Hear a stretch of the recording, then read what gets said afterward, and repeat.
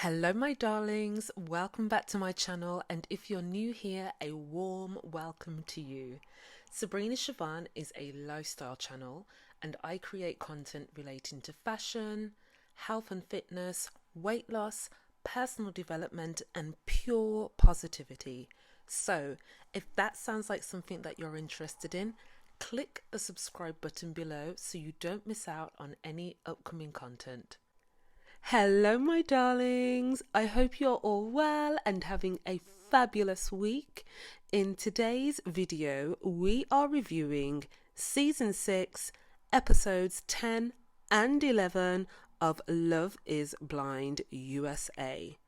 First of all, before we go any further, I have to apologize. I have to apologize to you all because you didn't hear from me last week. Last week, guys, I was so unwell and I lost my voice. So there was no recording to be done for me, sadly. So I missed the review of episodes 8 and 9, but we're going to catch up on 10 and 11. I'm sure you've watched 8 and 9 and you've seen what happened, the drama, and yeah, it's all going on. Before we go any further, as always, spoiler alert, spoiler alert. If you haven't yet watched episodes 10 or 11 of Love is Blind, this video will contain spoilers. I repeat, this video will contain spoilers. That being said, without further ado, let's just get into it.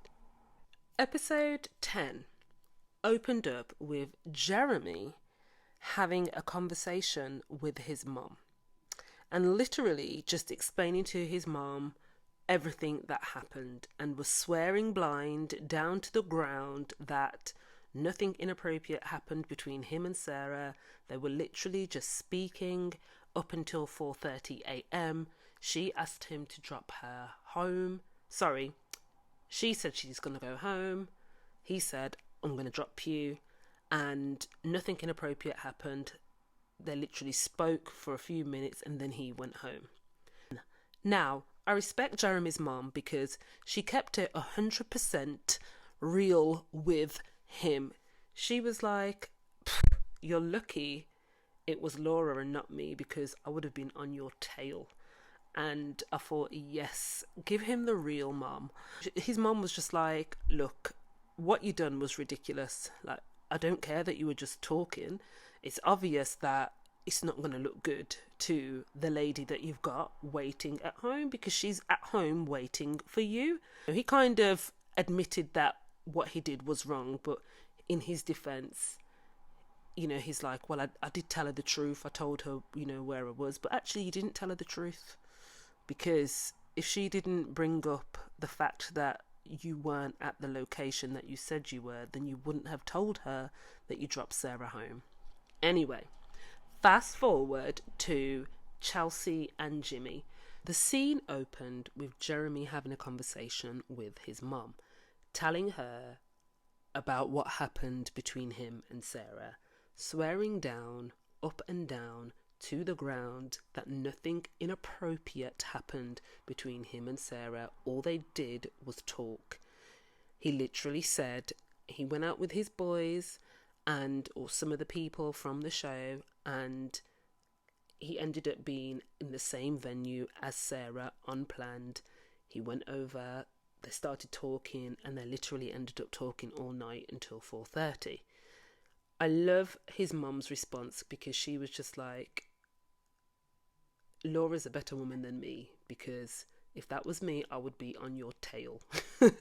So she was just like, look, you're out of order because at the end of the day, you should know that it's inappropriate to be out all night speaking to, another woman whilst your fiance is at home waiting for you, and she just literally put him right and put him in his place, and I like that. She then went on to say that she could tell that he loves her because she doesn't usually hear of him being so committed and attached to somebody, especially so early on in a relationship. That made me think, well, red flag, because as we know, they didn't make it. And furthermore, it's obvious that his feelings are more for Sarah than they were for Laura. And furthermore, on top of that, it came out that that Jeremy was actually engaged just before he got into the pods. So we found out that he's not as straight laced as we thought. And to be quite honest with you, I really did think, I knew that there was something off about Jeremy, because in the first instance he came across too cocky and arrogant, and then I kind of started warming up to him. I thought it was just, okay, this is just a persona, but I knew he had something in his back pocket. I knew he wasn't as transparent as, as we thought. So anyway, moving on to the next scene, and we see Chelsea and Jimmy meeting Jimmy's mum, dad and sister for the first time. So basically, this seemed to be like a lovely introduction. His family seemed to really like Chelsea. She got on well with them. Let's just say Chelsea answered the questions that they asked correctly, and they seemed to get a good perception of her. One thing that did stand out to me, though, is I get the sense that Jimmy doesn't show his sensitive side around his family, particularly his dad, because in the meeting there was a good couple of times when, he said, "Oh, don't tell my dad that I was being sensitive."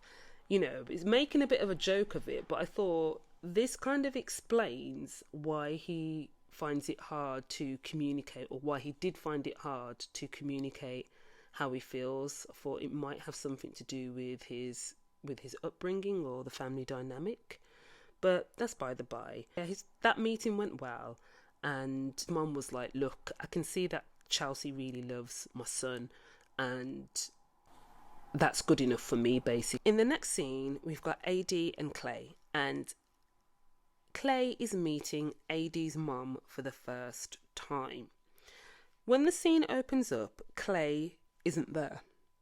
AD is waiting on Clay, and this seems to be repeated a good few times, over the next couple of episodes. She seems to be waiting on him all the time because he's at work or he's doing something, he's just not around.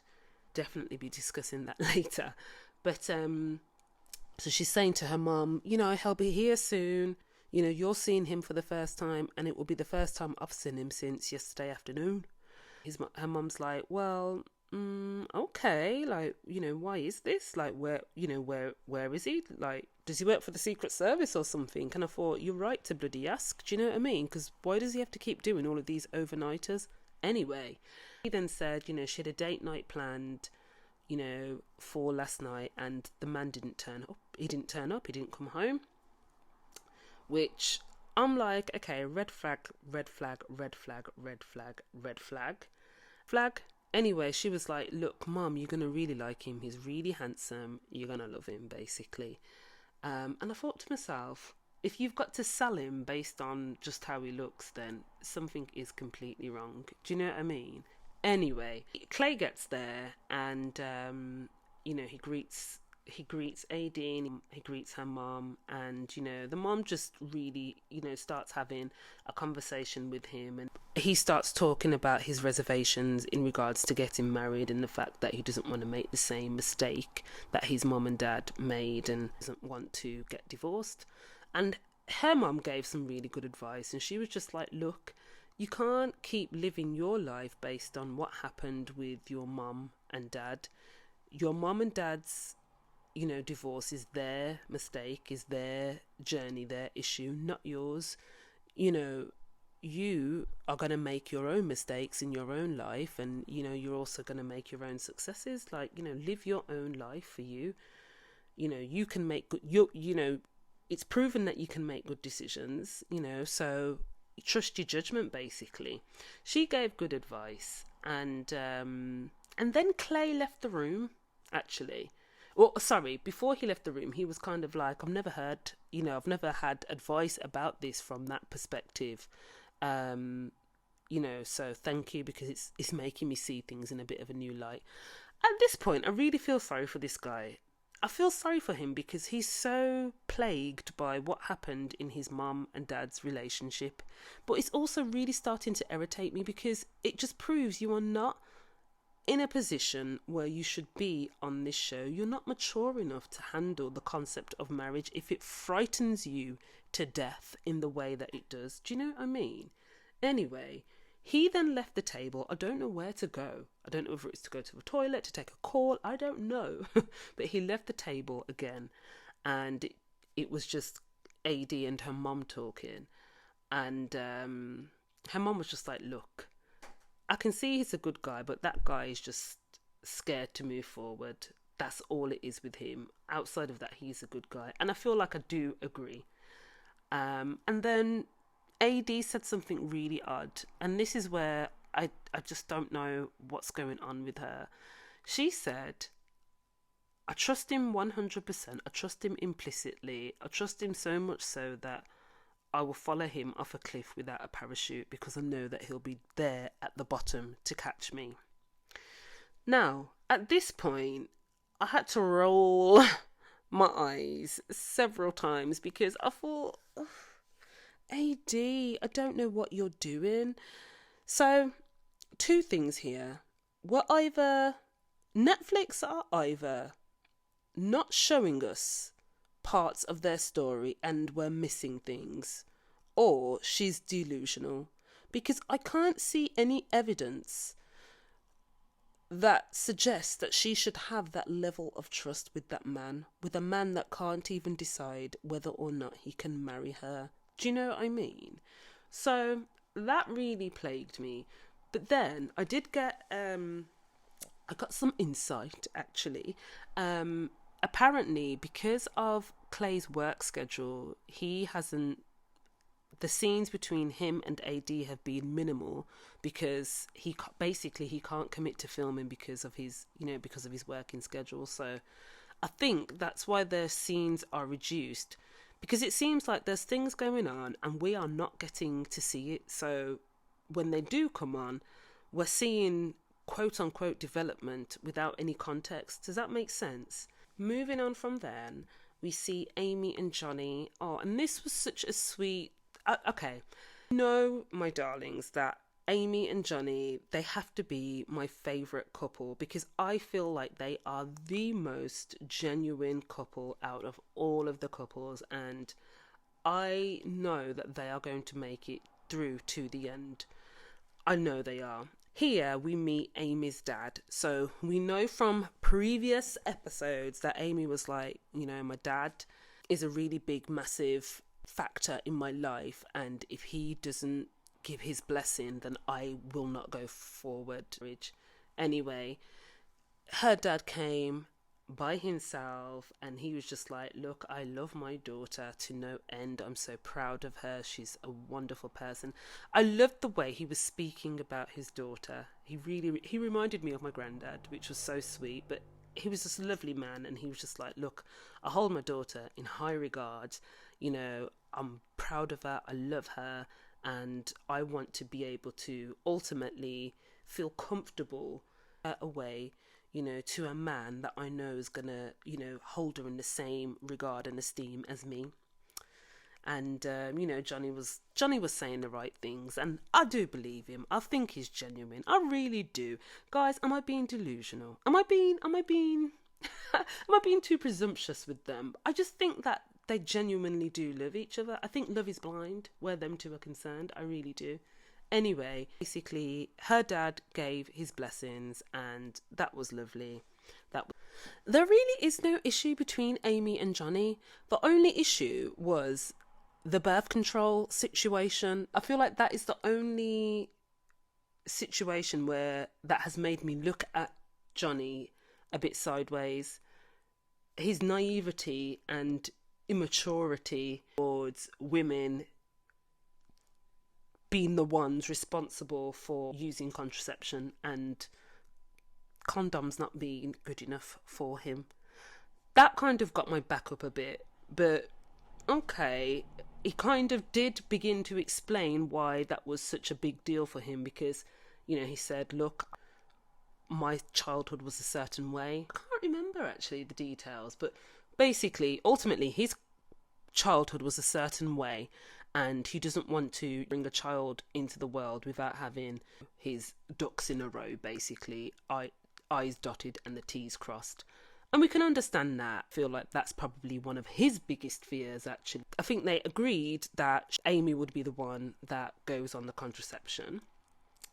And, you know, he then said that he didn't realise that a vasectomy was such a big deal, and that it was, you know, not the sort of thing that could be easily reversed.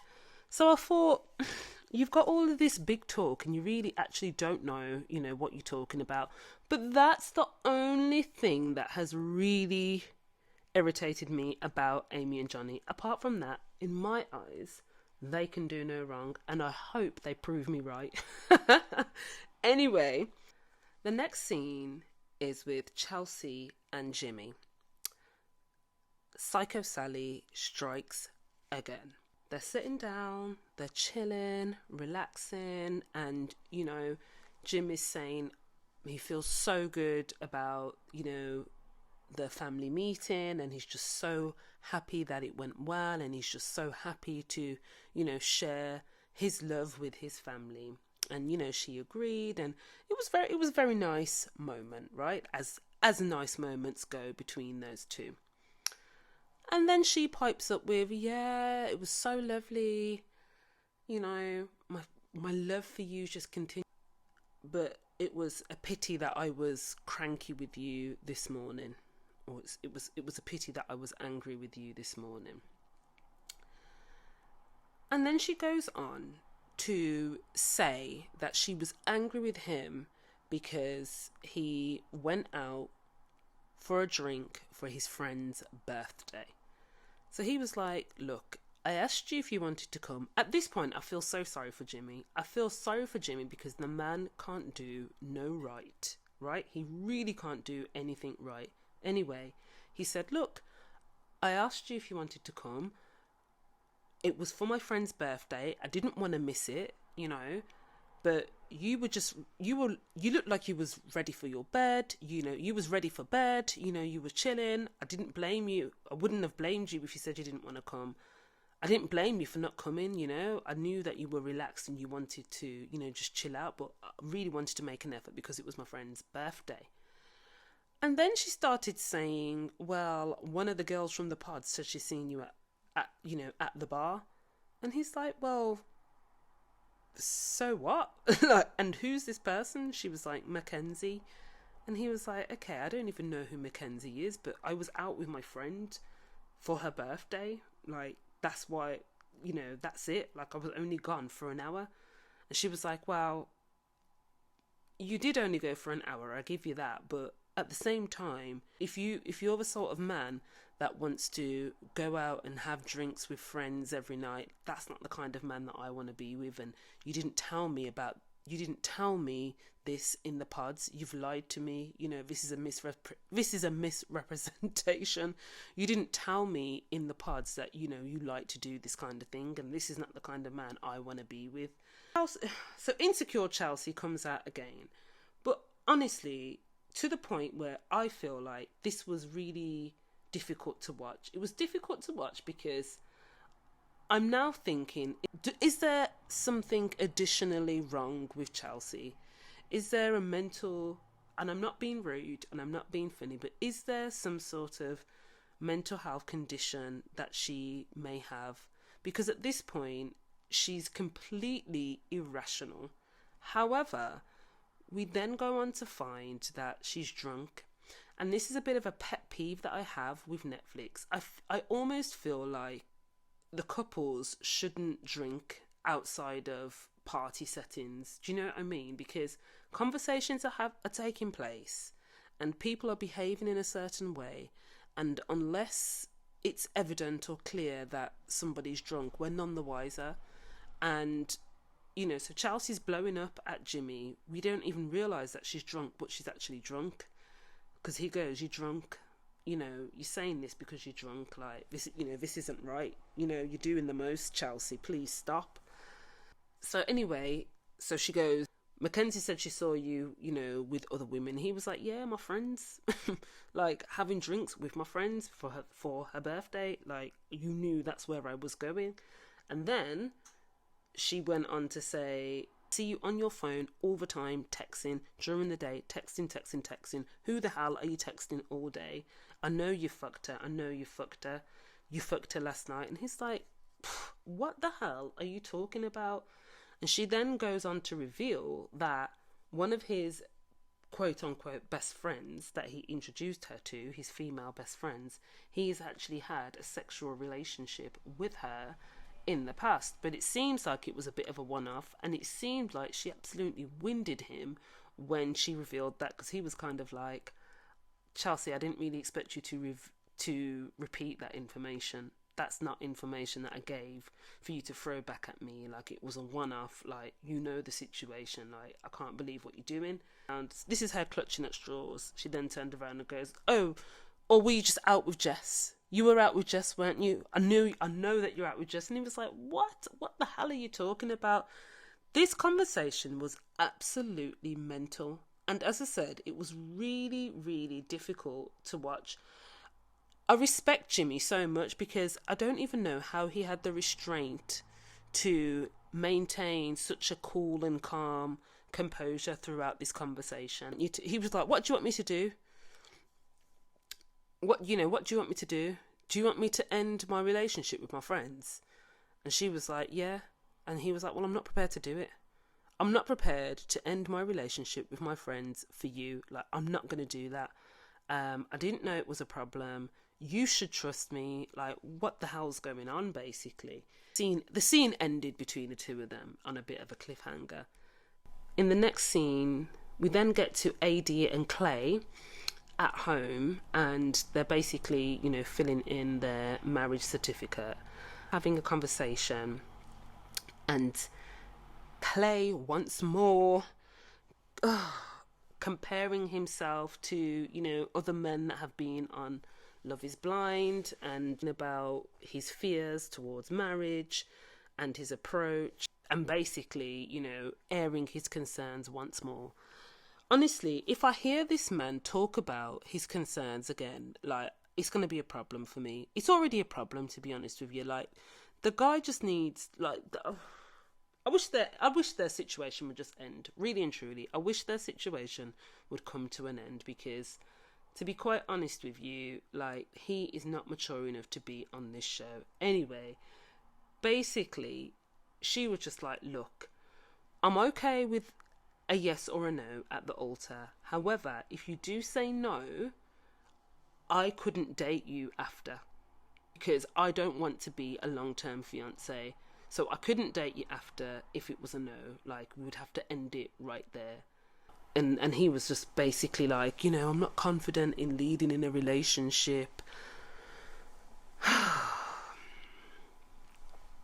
Anyway, we then get to Chelsea and Jimmy, and Jimmy's home alone, and Chelsea walks into the room, and it appears that she's been hanging out at her apartment. Now, I don't know whether this was overnight or whether this was just for a few hours, but it seems like they've had some time apart. And once again, I've got to say, I feel really sorry for Jimmy, because her outburst was irrational, and, he didn't deserve it, because ultimately he hasn't done anything wrong. And basically he was just like, look, after that fight, I don't think I can trust your judgment. I don't want to get married to you anymore. After, I've been giving it my all throughout this whole process. I've been listening to you, I've been trying with you, I've been trying to be patient, I've been giving it my all. And, for you to turn around and say the things that you said, it's just not on. And I can't live with that. I introduced you to my mom and dad, I introduced you to my family. My family can see how much we love each other. and then, you know, we turn around and have the worst fight of our relationship thus far. It's not right. You completely crossed the line. He then cuts in, as she does, and I think she's so rude when she cuts in. Like, I really, honestly, I don't know how this man puts up with her. I really don't know how this man puts up with her. He's got the patience of a saint. He basically cuts in and, you know, starts to justify herself wrong, and she admits that she was wrong. And she knows that her delivery was wrong, and then turns it around on him and says, well, you can't just walk out when things get tough. And he's like, look, I don't want to walk out. I signed up for this experiment to, you know, see it through to the end. I'm looking for a wife, and, you know, to me, you know, I don't, when I find love and I love somebody, I don't give up on them. And I don't want to give up on you, and I don't want to give up on us. I want to, you know, see this through to the end. You know, I do still want to marry you. I do still love you, and I do forgive. And she was like, what can I do to fix this? You know, what can I do on my end to fix this? And he's like, just don't cross the line again like you did last night. Like, don't cross the line again. And she was like, granted, I won't do it again. Like, you know, please, like, let's do this. So they basically patched it up, and he had the audacity to say she's so damn hard not to forgive. And I thought, this is like watching a bit of a car crash slowed down. This is a walking car crash. Like, I genuinely think Chelsea needs help. I genuinely think and feel like she's not ready to be in a marriage. She really needs to work on herself. And that's not coming from a judgmental place. People can obviously still be in relationships and work on themselves at the same time. But I feel like she's got some serious issues, and it affects her judgment and her rationale in a major way, which obviously then, you know, will have an effect on Jimmy as her partner. Yeah, he's going to go through a lot. If he says yes to her, he is going to go through a lot. Like, she's shown who she is, you know, in the first instance. So, anyway. The final scene was the lake party. So, lake party opens up with the girls sitting around, chatting with each other. I think you had AD, Laura, Amy, and Chelsea at this point, and they were playing Scrunchie of Truth. And the scrunchie was passed to Laura first, and the girls were like, girl, where is Jeremy? What is going on? We've heard about the issues. What's happening? What's going on? And Laura was just like, look, it's a no from me. I can't deal with him. I haven't heard from him since he's left the house. You know, he's not man enough for me. I don't respect him. I ain't got no respect for Sarah, but at the end of the day, I didn't, you know, make a commitment with her. I made a commitment with him, and, you know, he's the one that should have protected my heart, and he didn't. So at this point, it seems like she's checked out. And you've got Chelsea in the background, most irritatingly going, he ain't it, sis, he ain't it. And I thought, Chelsea, please focus on yourself. Anyway, a few moments later, we see Jeremy walk into the party. He obviously goes straight over to the guys. It suddenly becomes really tense because she sees him, he sees her, and it just gets icy. And the guys are like, what's going on, man? What is going on? And he was just basically like, she ripped me a new arsehole. I have tried to, you know, smooth it over with her. I tried to apologise. I tried to send her flowers, and she's just shut me down at every single, you know, time. I don't know what to do. And I kind of felt sorry for him at this point, because I thought to myself, do you know what? Laura didn't really give him any grace. And I feel like that says a lot about how she feels. I don't feel like she loves him as much as she says she does. And we could all tell. I mean, I had mentioned this from, way early on, that I didn't really feel like the connection between them was genuine. She obviously didn't love him as much as she said she did, because she just didn't give him any grace whatsoever. And I know we have, things that we can overlook and things that ultimately are a showstopper. And this was obviously a showstopper for her. And or was it just that she didn't really care enough? Do you know what I mean? So anyway, he obviously feels the same, because he's like, I'm not going to fight for something if there isn't any reason to fight for it, And I agree. Anyway, in comes Trevor. So Trevor walks in. He doesn't have a mullet anymore. He's cut it off. And Chelsea obviously sees him for the first time. And she's like, oh my God, is that Trevor? That's Trevor. Oh my God. And then goes on to say that he's the kind of guy that she would go for in the outside world. And then our final guest for the party was Jess. Jess rolled up. I'm not sure who she came with, but she rolled up looking like a bad bitch. And she looked really cute. She was doing the most in that bikini. I'm not actually going to lie. She was doing the most. But she came, and then again, atmosphere got a bit tense and awkward again, because Chelsea was kind of like, oh my God, she's here. And of course, Matt was like, oh my God, that's Jess. So Jess kind of just like walked over to Matt, and I think she went to shake his hand at first, and then he kind of gave her a sideways hug. So after the church hug, Jess then goes over to Laura, and they're having a conversation, and she's just basically like, oh my God, I feel really uncomfortable, I feel really nervous, my heart is in my... I don't even know where she said her heart was, but her heart was beating. You can tell she's still really giddy over him. I'm not going to lie. I feel like I loved the boss bitch that Jess was when she was in the pods. Her actions since she's left the pods, she disappointed me a bit, to be honest with you, because I thought to myself, do you know what? Have some more reserve. Do you know what I mean? Like, this guy didn't choose you, but you're still doing the most. Like, we all know that if he said to you now, let's go, it's me and you, like, you would drop everything. I'm like, have a bit more, have a bit more reserve, have a bit more class about you, darling. But anyway, it's by the by. She's allowed to feel how she feels, of course. But she's like a bit of a giddy teenager, I feel like. So she is saying to Laura, I feel uncomfortable, like it's a bit, uncomfortable and a bit tense, and I kind of didn't expect to feel like this. Jess and Jimmy have their long overdue conversation, and if you ask me, I do think it's long overdue, because there were so many things that were left unsaid with those two.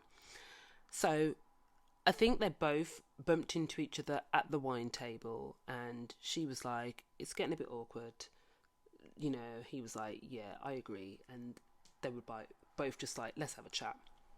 Anyway, they sat down together.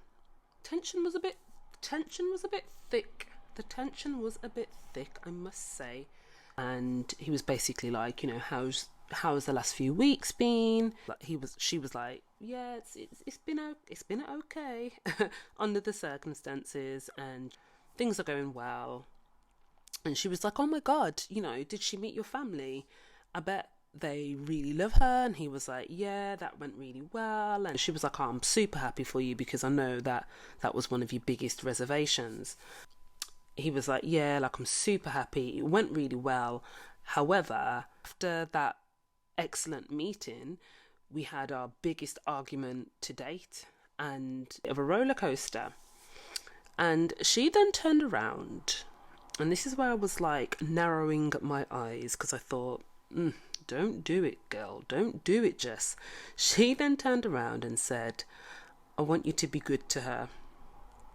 And I thought, don't start giving the man advice about his relationship with your competition. Do you know what I mean? She did then say, don't look at this as advice coming from an ex. And then he turned around and said, are you an ex? And I was like, what is going on here? Like, things were warming up.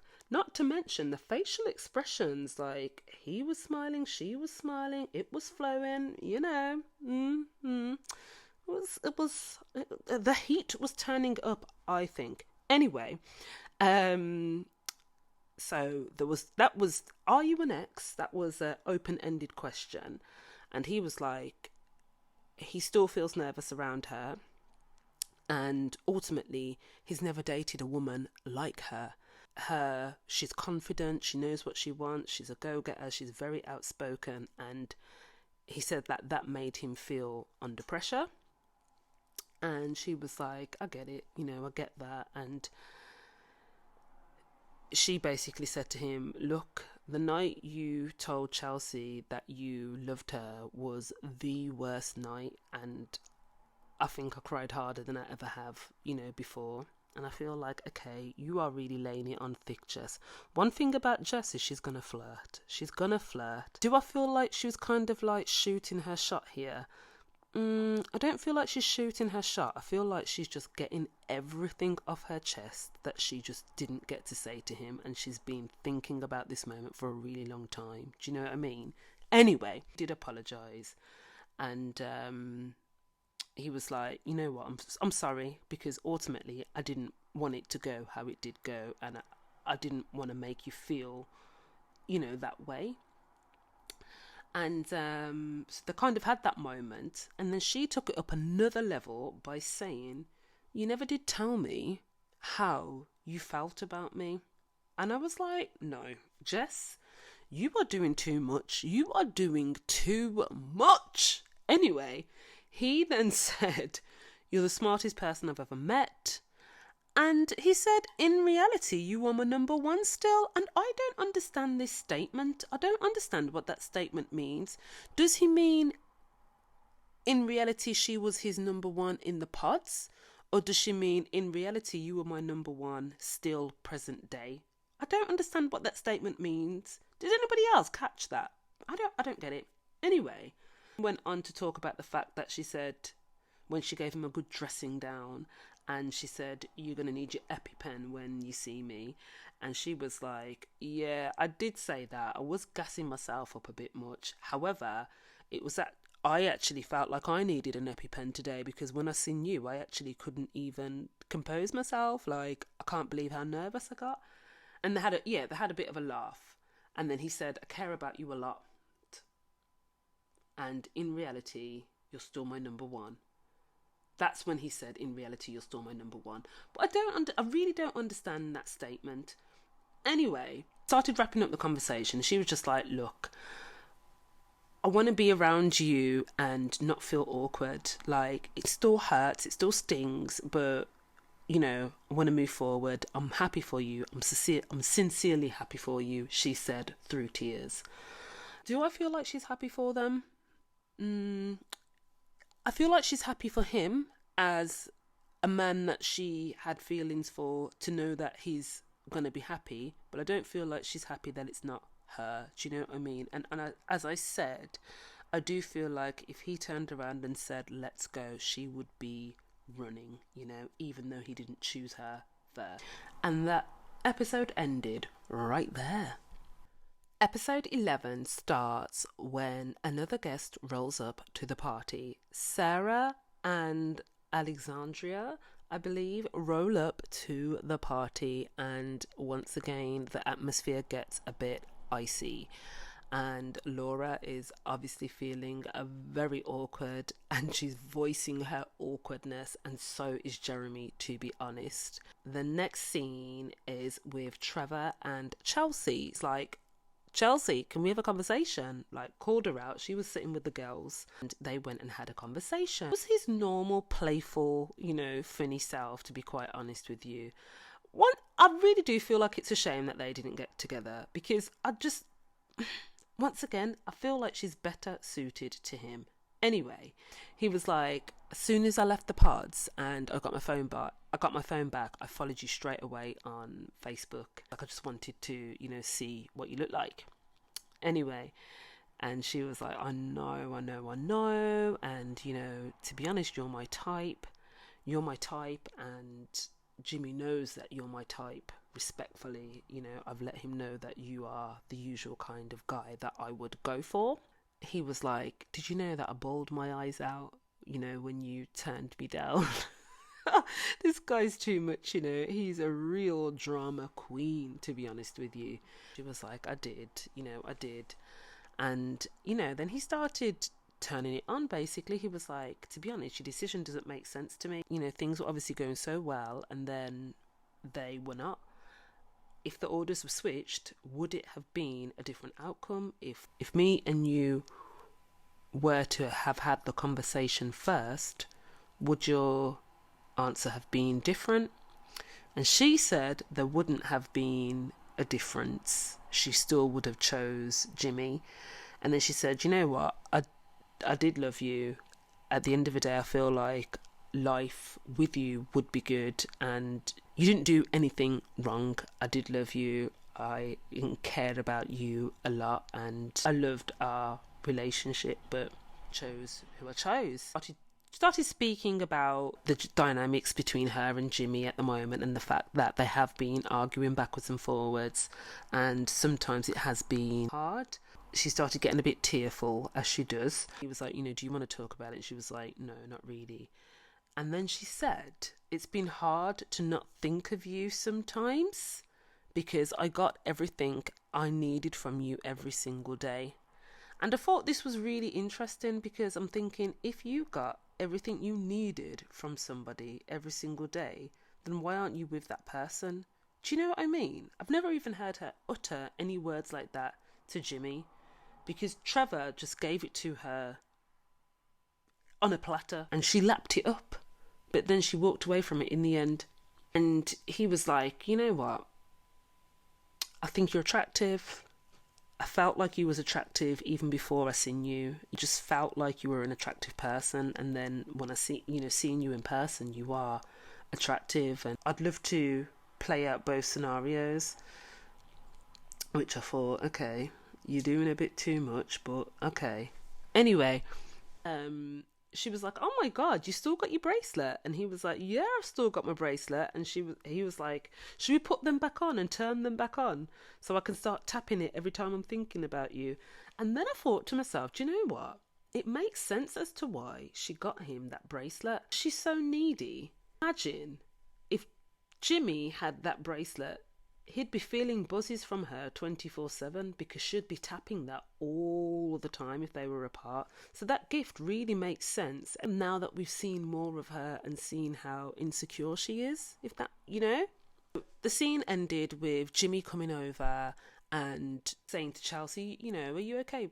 Are you okay? And, giving her a kiss and, breaking up the conversation a bit. And, it's started to get a bit lighter. I feel like as much as Trevor said that he's happy that Jimmy has ended up with Chelsea, I don't feel like he's that happy, if that makes sense. And if he was given the chance, he would grab it with open arms to be with Chelsea still. I feel like there's a bitterness. I feel like some of the things he said were kind of like true words said in jest. Does that make sense? Anyway, the next scene has to be my favourite scene of the episode, and it's Laura and Jeremy having the conversation, or rather the showdown. So, scene opens with Laura standing and Jeremy sitting down in the armchair, like he's some sort of king, right? And he's basically like, how are you? And she's like, fine and dandy. And she's too funny. She is too funny. Her sarcasm and wit tickle me. Anyway, she was like, how are you? And he was like, well, I can't say I'm fabulous. I can't say I'm great. I am upset about some of the things that was said, is what he said. And he was basically like, look, I tried to apologise to you. I tried to send you flowers. I tried to fight for our relationship, but just shut me down at every opportunity. And I was just met with rudeness all the time. And the biggest kicker was when you changed my name, phone, from fiance to Jeremy, and that really hurt, is what he said basically. She just shut him down and she was just like, look, I politely declined to give you my address because at the end of the day, flowers is not what I'm looking for. He then basically was like, no, that's not why you declined. And she was just like, something, pull the text up because I can show you what I said and how I meant it. I don't want you to send me flowers because at the end of the day, it's not flowers that I want from you. It's sincerity and an apology, basically. Pull the text out. Let's have a look at them because I'm sick of you twisting things around. And she started getting really angry at this point. And to be fair, he's such a smarmy, smug character. I can see how and why he winds her up. Do you know what I mean? And she was just basically like, you know what? I am me. This is who I've been for the whole time in the pods and outside. You are a con artist. I don't know who you are. You're a liar. You've got feelings for somebody else and you don't know how to process it. And he was just like, no, it's not true. I came into the show with the best intentions. And she was like, I don't think so. She was just ripping him a new one. Like, she shut him down. This was the biggest read ever. Like, I love this scene. He conceded and he was like, it's clear we're not going to have a civil conversation. And she was like, yeah, I'm going to come and get my stuff tomorrow. And he was like, well, I've actually already packed your stuff up. And she was like, what? So she was like, so basically you made your mind up then a week ago then. If you've packed my stuff up, you made your mind up about a week ago. And he was like, I didn't make my mind up. And she was like, something, forget it. This is a waste of time. I don't know what you expected from this conversation. You're pathetic. You're not a man for me. You never have been a man for me. Go kick rocks with open-toed shoes. Once more. Oh yeah, he also had the audacity to say to her, do you know what? Can we put our tensions aside for today? Because awkward. We're at this party. I really want to have fun with, the people here. And our tensions aside. And she's like, fuck putting the tensions aside. Like, how can you be so comfortable saying that to me when your engagement has just ended? Who the fuck are you, basically? She just finished him and literally walked him off and left him there standing. Then move on to a scene with AD and Sarah, and AD's basically acting as though she wants to have a bit of a heart-to-heart with Sarah, and she's like, don't you think it's a bit wild that you text an engaged man and said what you said?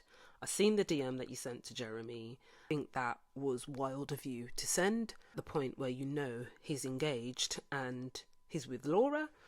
And Sarah was basically like, look, I thought about the message long and hard before I sent it. At the end of the day, I'm a realist and I know the relationship that I had with him in the pods. And I also know that at the end of the day, things could go wrong on the outside world for him with Laura. And if it does, then I would love to explore the opportunity with him. Furthermore, I know the connection that we had in the pod, so I don't feel like I've done anything wrong. AD was, to be fair, before she even got the chance to kind of get that out of her mouth, AD interrupted her a few times, and AD was coming off a bit rude and a bit defensive, if that makes sense. She basically said, I want to talk about the night that up. And she basically said, look, I was out with my friends drinking and Jeremy literally turned up out of nowhere. Up talking, and she ended up basically getting some things off her chest. All the things that she obviously didn't get to say to him when they were in the pods. And he dropped her home. He didn't come into her house. Nothing happened. She vehemently stands by the fact that nothing happens and went home. And then AD was basically like, okay, well, I feel like what you've done is wrong because you're not giving Jeremy and Laura a fighting chance to their relationship out, you know? And she's like, well, to be honest with you, it didn't really seem like there was anything to work out by the time me and him had that conversation anyway, because it's literally telling me that it's over, more or less. AD was like, well, you weren't giving them a fighting chance because you're interfering with their relationship, essentially, is what she's saying. And Sarah was kind of like, AD, where's this all coming from? Like, you sound like you've got some sort of vengeance for me. And I'm so glad that she stood up for herself and she actually said something, because I was thinking the same thing. Like, AD, all of a sudden, where has all of this vim come from? Where has it come from? Like, first of all, focus on your own relationship or lack thereof and your own situation. Never mind getting yourself involved with Laura, Jeremy and Sarah Ann's love triangle. It's got nothing to do with you. Like, I found this to be so misplaced. It was really misplaced. So anyway, Sarah was obviously quite upset, and I don't really blame her, to be honest with you. All the ladies were looking at her like she was a piece of shit, and the atmosphere was really, really, really tense. And she literally spoke to Jeremy, but she was just like, you know what, like, everyone can go fuck themselves. And I thought to myself, do you know what, yeah, they can do, because if I'm being completely honest, I don't feel like she's that much of a bad guy in comparison to some of the other contestants that we've seen in the past that have been in a triangle. One person that comes to mind is, what was her name? Micah and Kwame. Like, nothing was ruder than the way Micah was speaking to Kwame in front of Chelsea and literally like flaunting herself in front of the man, basically. Nothing was ruder than that, and I don't really feel like Sarah Ann came across in that way. I don't know, I feel like they came down too hard on her. I don't know. Am I being insensitive about this situation? I don't know, but I don't really feel like she done anything that wrong. I feel like the villain here is Jeremy, because at the end of the day, he's with Laura. He should know his place. He's the one that should have left the conversation with Sarah at a decent time. Obviously continued it in the confinements of the experiment, i.e. this party. Do you know what I mean? In the same way that Jimmy and Jess got to have their conversation. Do you know what I mean? So the fact that it was private, it was all night party.com kind of vibe, and there ain't no witnesses to say whether anything did or didn't happen, doesn't look good. Of course it doesn't, but okay, now that I'm playing it back to myself, it doesn't look good. It doesn't look good, but I still don't feel like she should be treated so badly. Anyway, moving on, you know, her and Jeremy end up speaking, and, you know, she was like, everyone can go fuck themselves, and I'm not gonna be made to be the floozy and the homewrecker. Like, I'm not that person. Like, I had a genuine connection with you, and I've got a right to share my feelings, speak to you about us and about my feelings, and haven't done anything wrong, basically. He was basically like, I agree. You know, he's going to agree to the shits. And he then said to her, you know what, basically, I made the wrong decisions in the pod. Ultimately, I should have chose you. That obviously made her really chuffed. And I thought to myself, girl, don't play yourself, because now that he got read by Laura and he ain't got nothing to lose, all of a sudden he's choosing you. Like, don't play yourself. Anyway, he was then like, what are we going to do now? You know, let's go ride jet skis. You know, they went riding the jet skis and everybody was looking at them like, wow, you guys are an absolute picture and an absolute spectacle. Then Laura could be seen breaking down, crying. She's upset because she was just like, you know what? You know, he should have just picked her in the first place, because he never chose me. He never cut off his feelings for Sarah Ann. His true feelings lie with her. His feelings never lied with me. Obviously, you know, she has her bravado, she has her defense mechanism, of course. She has that steely exterior, but you know, deep down, you know that she's a little kitten, basically. And I did actually feel sorry for her because it didn't last. Do you know what I mean? Like, but then again, it wasn't gonna last because it wasn't genuine in the first place, and I feel like it wasn't genuine from both ends. So the episode then starts to round out with the wedding dress shopping and the tux shopping. The ladies try on their wedding dresses. Chelsea's dress was actually quite nice and it did really suit her personality, and she was there with her sister and her best friend, and obviously were really happy for her, and her sister was basically like, this is Chelsea's chance finally get the love and affection that she truly deserves because she's such a giving person. Rolls eyes emoji. It was a bit of a bittersweet situation because Chelsea was basically like, you know, in her first marriage she didn't get to have the wedding dress experience. She originally brought her first wedding dress from eBay for I don't know how many dollars, but it was an expensive dress and she just didn't have this experience.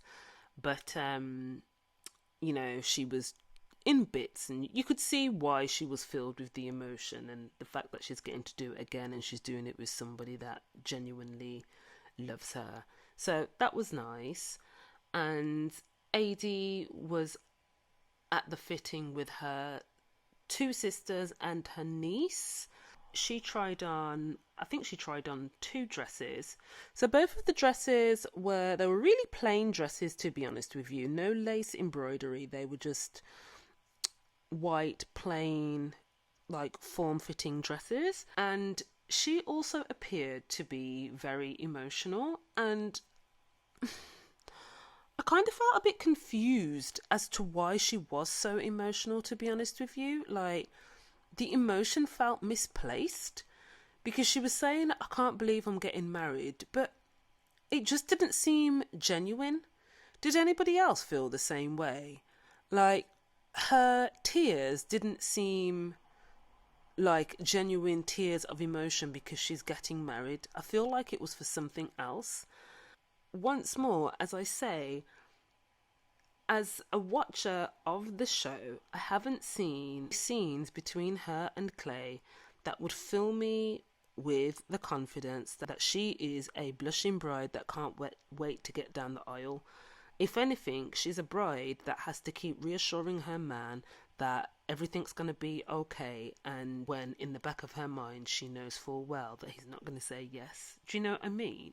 So I'm just not quite sure where all of this emotion is coming from. She was very emotional on her dresses. Dresses looked banging on her body, but the dresses weren't anything to write home about, if that makes sense. And I feel like the most sentimental and beautiful moment, and again, it's not biased because I'm a fan of Amy and Johnny, but the most sentimental and beautiful moment was between Amy and her mom. Amy's mom was really emotional and obviously happy for Amy. Amy tried on her dress, and her dress looked beautiful, and again it was another dress that was fitting for her personality. You could see literally tears of joy between the two of them. It was a very, very nice moment. So before the episode ended, each couple went on a date with each other. AD and Clay went out for a nice, I think it was basically like a rooftop dinner, and Chelsea and Jimmy went to an amusement park and they had that for themselves, and Amy and Johnny went to a campsite, or went camping. So the episode ended on a bit of a cliffhanger, and it was a bit of a weird cliffhanger, to be honest with you, because I don't really feel like there needed to be any suspense around this question.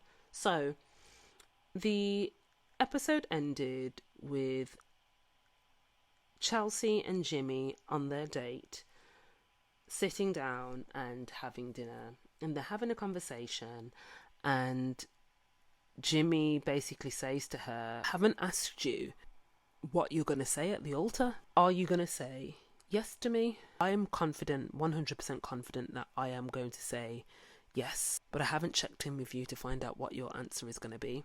And the episode ended there. And I found that really odd because I thought, out of the two of them, if we had any doubts, I feel like the doubts would have been with Jimmy. We all know 100%, hands down, that she's not going to let Jimmy go, and she's going to be the one saying yes out of the two of them, you know? So I felt like that was an odd cliffhanger.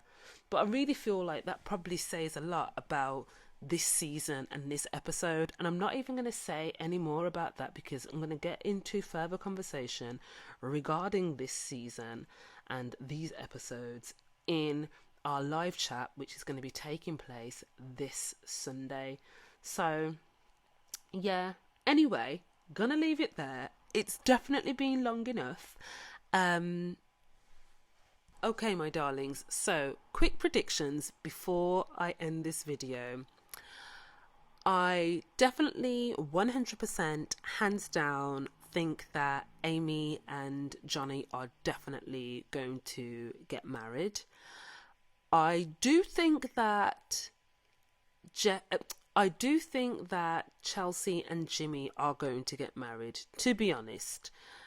I had my reservations, but I really do feel like Jimmy is falling for her, oddly enough.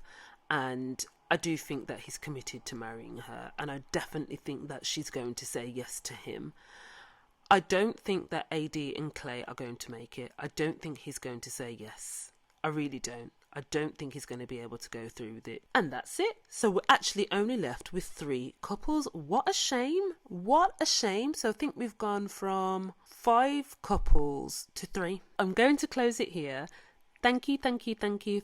Thank you so much for watching, and apologies again that I didn't get to deliver a review and recap for episodes 8 and 9 last week. Look out for my live chat video that will be happening this week Sunday, and I will most definitely see you for the season finale next week Wednesday. Thank you very much for watching, my darlings.